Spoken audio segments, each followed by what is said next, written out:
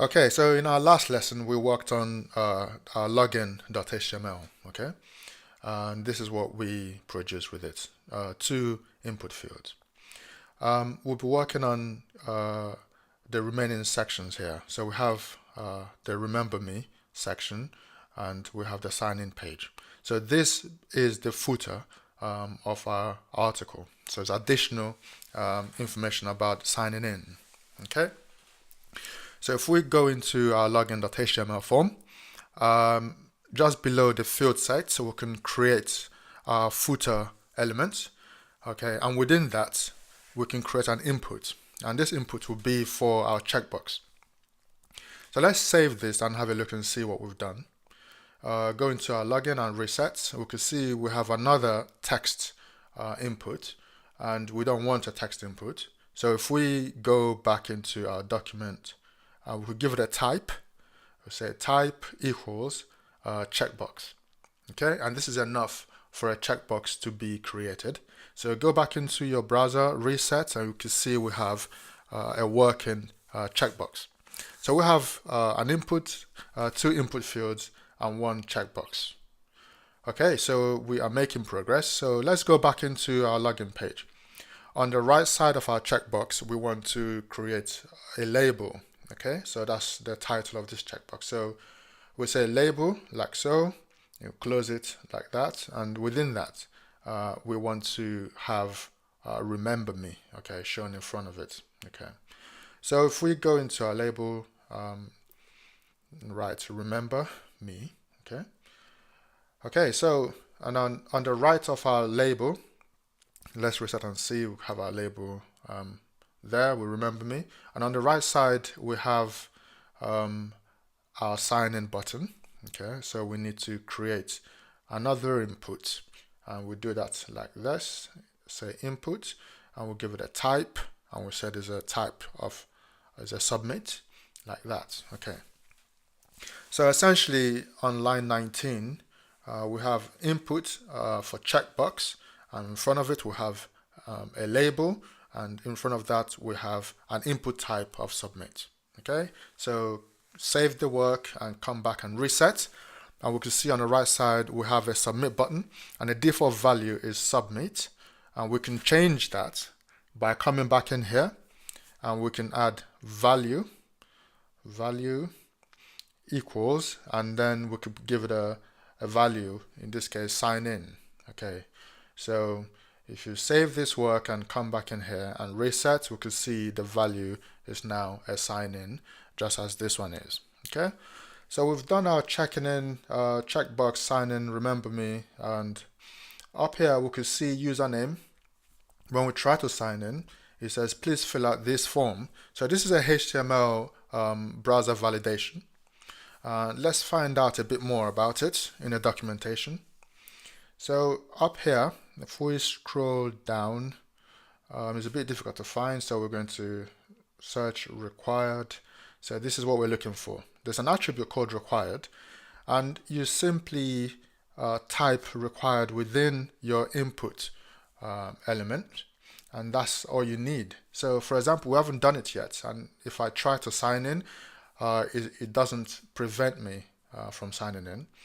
So let's click and add required on both input fields, and that's pretty much all we need to do for the validation to kick in. So if we come here and we try to sign in, select and that's it, and we can see please fill out this field, and if we fill in the first one and try, it comes up with the same validation for the second one. So this is our browser-based HTML5 validation, how it works. Input fields need to be unique in a sense, so you can tell which is which. So what we do, we could add a name attribute to it. Okay, so the first one is a username, and the second one is the password.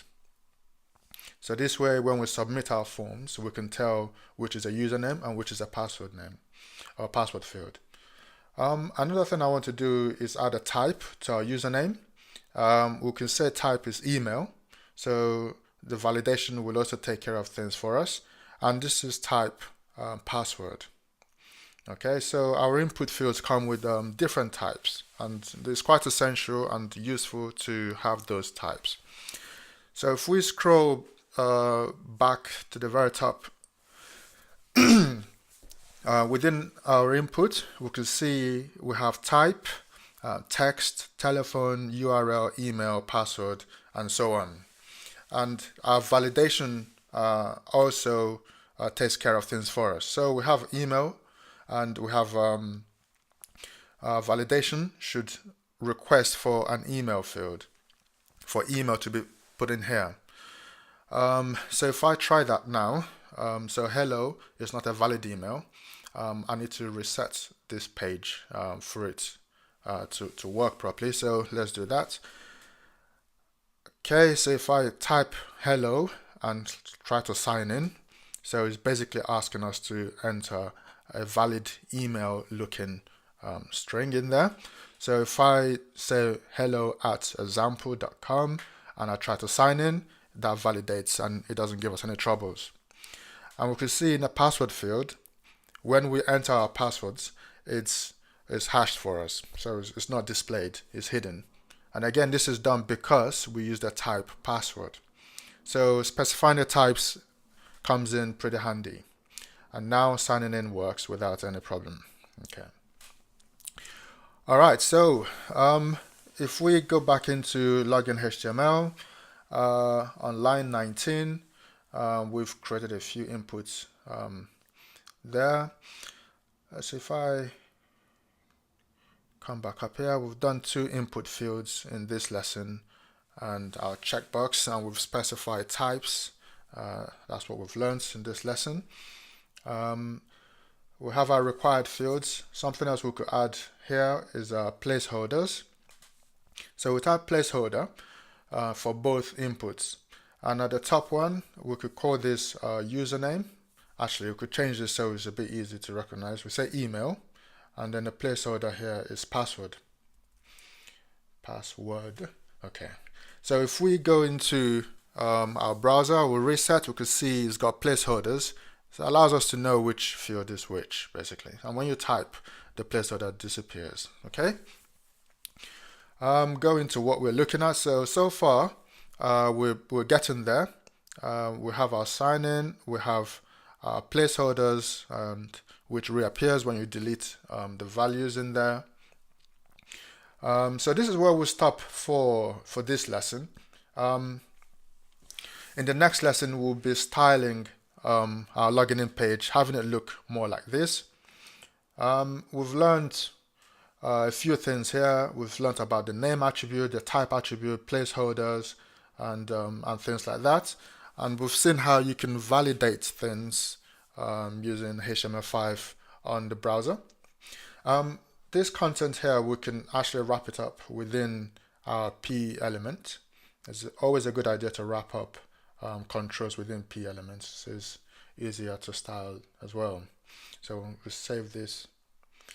And if we go into our browser, we can reset and we can see the default styling for paragraph has been applied to it. Okay, so this is where we stop in this lesson, and in the next lesson we'll carry on styling our documents using CSS. Alright, so I'll see you in the next lesson.